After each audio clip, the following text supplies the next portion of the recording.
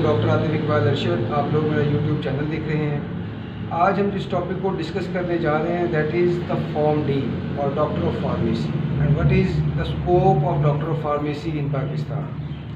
तो dear students, इसके scope जो है फॉर्म डी के स्कोप को हमने कैटेगराइज किया है 4 कैटेगरीज में। जब फॉर्म डी के स्टूडेंट्स जो हैं वो अपनी डिग्री कंप्लीट करते हैं उसके बाद वो 4 सेक्टर्स हैं पाकिस्तान में जिसमें जो है ना वो जाके अपनी ड्यूटीज़ जो है वो परफॉर्म कर सकते हैं। और सबसे पहले गवर्नमेंट सेक्टर में हमने उसको कैटेगराइज किया है। दूसरे नंबर पर प्राइवेट सेक्टर्स जहाँ पे फार्मेसी से अपनी ड्यूटीज़ परफॉर्म करते हैं। थर्ड है teaching sector and fourth one is abroad कि अगर जो है फार्मेसिस्ट बाहर जाना चाहें तो वहाँ पे उन लोगों के लिए क्या अपॉर्चुनिटीज़ हैं और क्या उनका स्कोप हो सकता है। तो डियर स्टूडेंट, सबसे पहले है गवर्नमेंट सेक्टर।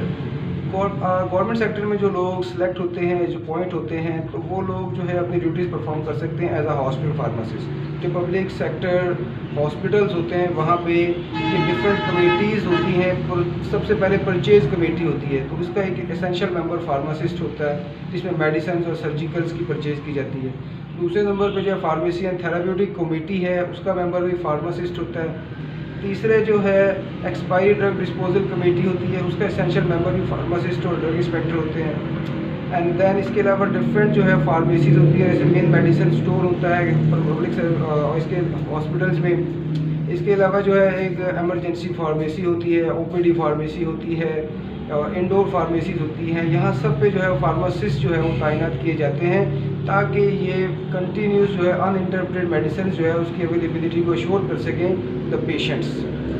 इसके अलावा जो है दूसरे नंबर पे जो गवर्नमेंट में फार्मासिस्ट जो होते हैं उनको according to the drug act 1976 section number 17 तो गवर्नमेंट जो है अपना उनको एज अ गजटेड जो है नोटिफाई करती है ड्रग इंस्पेक्टर। और आजकल पंजाब लेवल पे जो है वो हर तहसील का जो है ना वो एक ड्रग इंस्पेक्टर को नोटिफाई किया रहता है। और ड्रग इंस्पेक्टर जो है इसकी रिस्पॉन्सिबिलिटीज़ भी होती है कि पूरी तहसील के अंदर ये क्वालिटी की मेडिसिन जो है उसकी अवेलेबिलिटी को श्योर कराएँ, स्पूरियस मेडिसिन जो है इनकी रेडिकेशन के अंदर हेल्प करें। और सब स्टैंडर्ड मेडिसिन जो है वो इन ऐसे लोग जो सब स्टैंडर्ड मेडिसिन बना रहे हैं उनके ख़िलाफ़ जो है ना वो स्ट्रिक्ट कानूनी एक्शन जो है ना वो लिया जाए और इनको ज़्यादा से ज़्यादा सज़ाएँ जो है ना वो ड्रग कोर्ट के थ्रू जो है या फाइन्स जो है ना वो इनको इम्पोज करवाए जाएँ।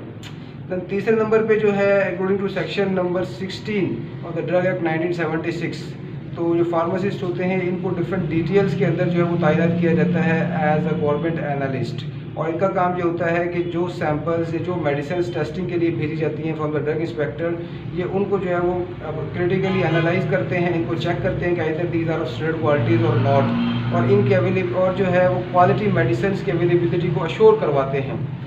दैन उसके बाद जो है एक जो फोर्थ जो ड्यूटीज़ है फार्मासिस्ट की, वहाँ पे हर डिस्ट्रिक्ट है उसके अंदर एक जो है ना quality district quality control board जो है ना वो बनाया गया है according to the section number 4 of the Punjab drug rule 2007।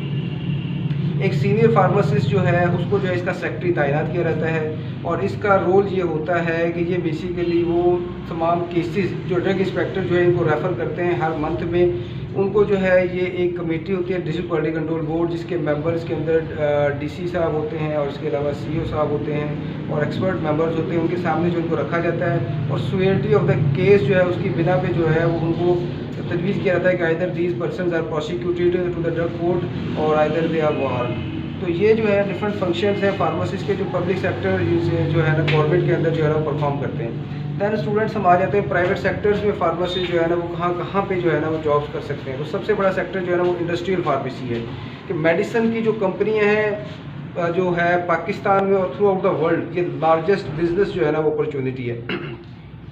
Pakistan में इस वक्त मोर देन 900 जो है ना वो मेडिसिन के जो है ना वो मैन्युफैक्चरिंग यूनिट्स मौजूद हैं और हर जो मैन्युफैक्चरिंग यूनिट है वहाँ पे जो है ना वो फार्मासिस्ट अपने डिफरेंट रोल्स परफॉर्म कर रहे हैं अपने डिफरेंट सेक्शंस के अंदर। Specially production of the medicine जो है इसके अंदर फार्मासिस्ट का बड़ा इंपॉर्टेंट रोल होता है। In process quality control testing के अंदर फार्मासिस्ट जो है इनका बड़ा इंपॉर्टेंट रोल होता है। इन प्रोसेस टेस्टिंग में जो है वो क्वालिटी कंट्रोल के अंदर इन प्रोसेस टेस्टिंग भी आ जाती है और फिनिश प्रोडक्ट्स की टेस्टिंग भी आ जाती है। तो वहाँ पे इनको अश्योर करना है कि जो हम मेडिसिन बना रहे हैं वो अप टू द स्टैंडर्ड्स हैं कि नहीं है। इसके अलावा जो क्वालिटी एश्योरेंस जो है इसका मेंबर भी फार्मासिस्ट होते हैं कि क्वालिटी एश्योरेंस डिपार्टमेंट की इंडस्ट्रीज़ में। दैन रिसर्च एंड डेवलपमेंट जो है इसके भी मेंबर्स होते हैं फार्मासिस्ट, उसके अंदर भी अपनी एक्टिविटीज़ परफॉर्म कर रहे होते हैं। तो कहने का मकसद ये है कि इंडस्ट्री जो है एक बहुत बड़ा सेक्टर है फार्मासिस्ट के लिए जो है, जहाँ पे वो अपना ड्यूटीज़ को जो है ना परफॉर्म कर सकते हैं, अपनी जॉब्स जो है ना वो हासिल कर सकते हैं। दैन उसके बाद जो है दूसरा प्राइवेट सेक्टर में जो बड़ा अहम और इम्पोर्टेंट है that is the retail pharmacy.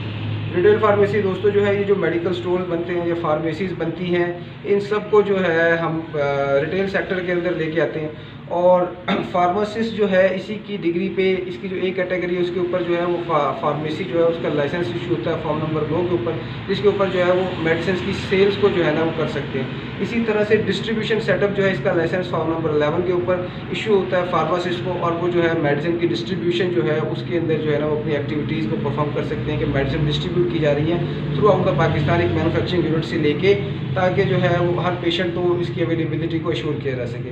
Then उसके बाद एक और इम्पोर्टेंट जो फैक्टर है प्राइवेट में that is the marketing. Marketing एक बहुत ग्रोइंग सेक्टर है प्राइवेट इंडस्ट्रीज़ के अंदर, कि अपना जो है मेडिसिन को मार्केट करना। इसके अंदर डिफरेंट ग्रुप्स होते हैं, यहाँ पे फार्मासिस्ट जो है वो कंट्री हेड्स के तौर पर भी अपनी ड्यूटीज़ जो है परफॉर्म करते हैं और अश्योर करवाते हैं कि मेडिसिन जो है ना उनको मार्केट किया जा सके और रोड भी जो है ना इसको भेजा जा सके। और दैन इसके अलावा ये चूँकि फार्मेसी एक प्रोफेशनल डिग्री है, तो सबसे अहम इसका इम्पोर्टेंट फ़ायदा ये है कि किसी की कोई अपना बिज़नेस बनाना चाहे तो अपना बिज़नेस के तौर पे भी जो है ना वो फार्मेसी बना सकता है, अपना डिस्ट्रीब्यूशन सेटअप बना सकता है, इवन अपनी इंडस्ट्रीज़ मैन्युफैक्चरिंग यूनिट्स भी जो है ना वो लगा सकते हैं। तो दैन उसके बाद हम डिस्कस करेंगे टीचिंग सेक्टर के बारे में। टीचिंग सेक्टर जो है, अब जो लोग ऐसे कुछ स्टूडेंट्स होते हैं जो अपनी क्वालिफिकेशंस को इम्प्रूव करते हैं, फिल्स करते हैं, PhDs करते हैं, तो उनके लिए भी बड़ी अपॉर्चुनिटी है कि टीचिंग सेक्टर के अंदर जो है ना उनको जॉब्स मिल जाए as an assistant professor, associate professor और प्रोफेसर के तौर पे। बिकॉज ये जो इंडस्ट्री, ये जो फार्मेसी का प्रोफेशन है, ये बहुत ही ग्रोइंग प्रोफेशन है पिछले कुछ सालों से पाकिस्तान में, और बहुत ज़्यादा जो है ना पब्लिक सेक्टर यूनिवर्सिटीज़ और एज वेल एज जो प्राइवेट यूनिवर्सिटीज़ जो है ना वो ओपन हो रही हैं तकरीबन हर सूबे के अंदर। तो जिसके अंदर जो है ना वो अगर लोगों को जो है ना वो मौका मिलता है कि वो बच्चों को क्वालिटी की एजुकेशन जो है प्रोवाइड की जा सके। दैन उसके बाद दोस्तों अब्रॉड जो है ये फार्मासिस्ट का बहुत ज़्यादा स्कोप है। इसके बारे में तो हम एक अलग से वीडियो भी बनाएंगे इंशाल्लाह, लेकिन यहाँ पे हम इसको ब्रीफली डिस्कस करते हैं। फॉर एग्जांपल जैसे UAE है, सऊदी अरेबिया है, यूनाइटेड किंगडम्स है, ऑस्ट्रेलिया, कनाडा और अमेरिका, यहाँ पे जो है ना वो बड़ी अपॉर्चुनिटीज़ है फार्मासिस्ट के लिए। और वो लोग क्या करते हैं, वहाँ का जो रेलिवेंट टेस्ट होता है उसमें पेयर होते हैं, पेयर होने के बाद उसको क्वालिफाई करते हैं, क्वालिफाई होने के बाद वहाँ पे रजिस्टर्ड हो जाते हैं एज अ रजिस्टर्ड फार्मासिस्ट। और दैन वहाँ पर किसी भी उनकी इंडस्ट्रीज़ में, उनके हॉस्पिटल्स में, उनके रिटेल सेटअप के ऊपर जो है उनको जॉब मिल सकती है।